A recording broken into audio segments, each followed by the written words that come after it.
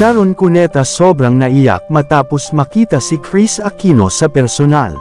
Hindi alam ng lahat na nagkasama at naging magkaibigan din noon sina Sharon Cuneta at Kris Aquino, at dahil na din sa kanilang iisang industry sa kanilang trabaho ay di maiiwasan na sila ay magkasama sa iisang proyekto. At ito na nga matapos nga ang balita ay bumisita di umano si Sharon kay Kris sa Amerika, at laking gulat di umano ni Sharon sa kanyang nasaksihan, at unang-una na dito ang physical na pangangatawan di umano ni Kris na sobrang pamayat at pagbagsak nito. Hindi nga makapaniwala si Sharon sa mga nangyayari sa buhay ngayon ng Queen of All Media, at maging ito ay naiyak na lang. Dahil dito isa si Sharon sa humihiling sa lahat ng pagdarasal para sa kagalingan ng Queen of All Media Kris Aquino.